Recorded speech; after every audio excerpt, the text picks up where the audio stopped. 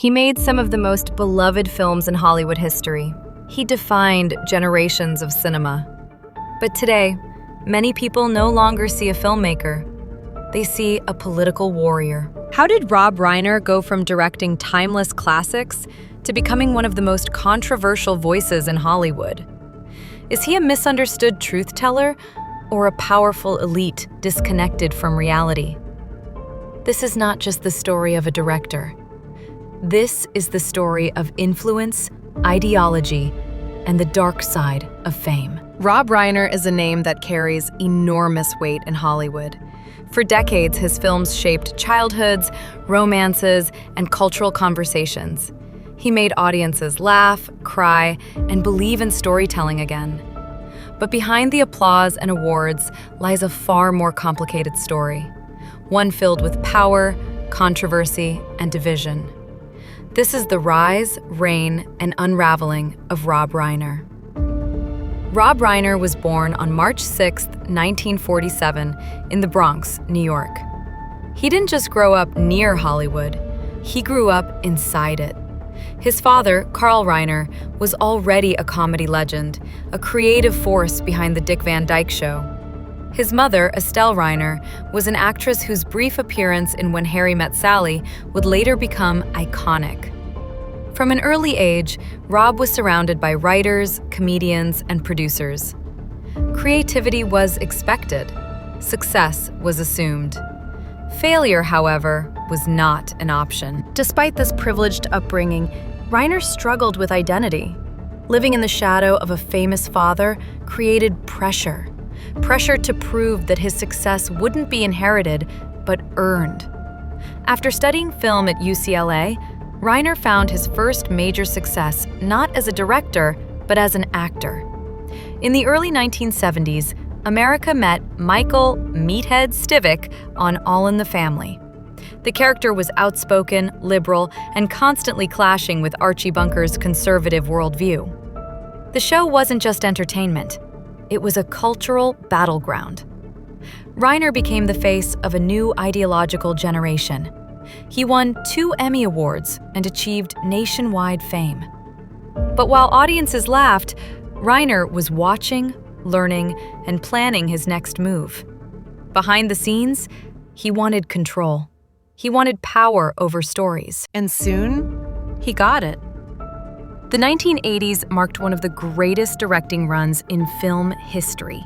Reiner began with This Is Spinal Tap, a mockumentary so convincing that many viewers believed the band was real. It redefined satire forever. Then came Stand By Me, a deeply emotional coming-of-age story. The Princess Bride, a fantasy classic beloved across generations. When Harry Met Sally, which redefined romantic comedies. Misery, a psychological thriller that terrified audiences. And finally, A Few Good Men, a courtroom drama that delivered one of cinema's most famous lines. You can't handle the truth. Few directors have ever shown such range. Comedy, romance, horror, drama. Reiner mastered them all. By the early 1990s, Rob Reiner was untouchable, but Hollywood's success is fragile. In the late 1990s, cracks began to appear. Films like North were brutally criticized. Legendary film critic Roger Ebert called it one of the worst movies ever made. Reiner's creative instincts seemed to fade. Box office numbers declined. Studios became cautious. And as his influence in cinema weakened, his influence in politics grew. Rob Reiner became one of Hollywood's loudest political voices. A lifelong Democrat, he devoted himself to activism, particularly gun control and opposition to conservative politics. He helped create advocacy groups, donated millions to political causes, and used social media as a weapon. During the Trump era, Reiner's online presence turned aggressive, relentless, and deeply polarizing. He accused opponents of fascism, corruption, and moral failure. His tone left little room for nuance. To supporters, Reiner was brave, a celebrity willing to speak truth to power. To critics, he was something else entirely. An elite billionaire lecturing everyday Americans while living in complete insulation from the consequences. The backlash was swift. Reiner was accused of spreading misinformation, oversimplifying global issues, and contributing to political hysteria. Former fans began separating the art from the artist, or rejecting both entirely. But the controversy didn't stop there. Critics also pointed out perceived hypocrisy.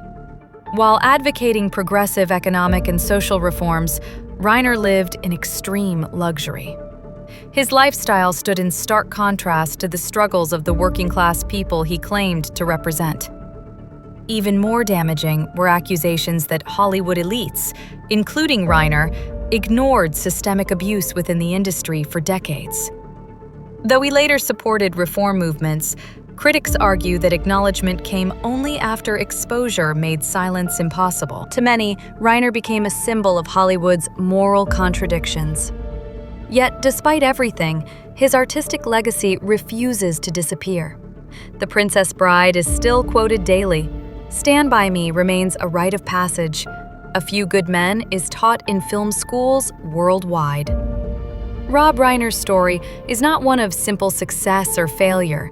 It is the story of what happens when creative power turns into ideological authority, when storytelling gives way to preaching, and when admiration slowly transforms into division.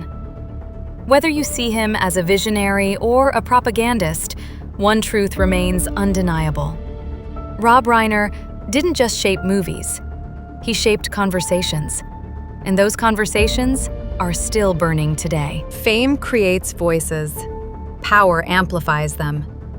But influence always comes with consequences. Do you think Rob Reiner used his legacy responsibly? Or did he cross the line between art and propaganda? Comment below. Like if you value raw truth. And subscribe for more stories they don't want you to question.